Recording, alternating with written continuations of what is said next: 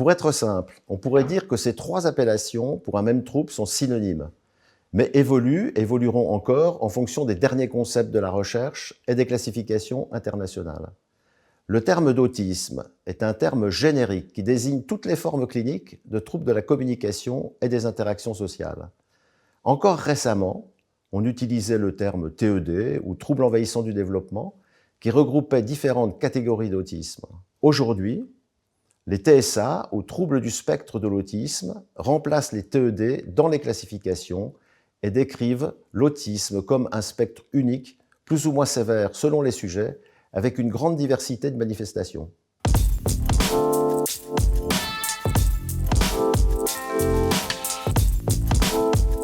À ce jour, tout concourt à penser qu'il s'agit d'un trouble du neurodéveloppement, causé par plusieurs facteurs inscrits dans le système nerveux central dès la naissance. Les mécanismes sont encore méconnus, mais excluent définitivement l'implication psychologique de la mère.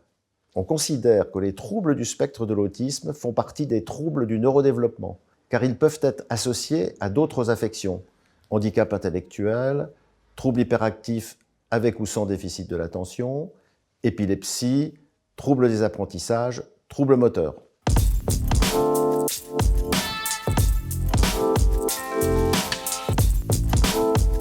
L'autisme n'est pas une maladie mentale, mais se présente comme un handicap. Les manifestations précoces orientent le plus souvent vers un trouble du neurodéveloppement indéterminé.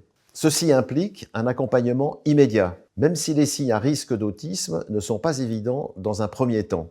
Une prise en charge au plus tôt place l'enfant dans les meilleures conditions d'évolution favorables.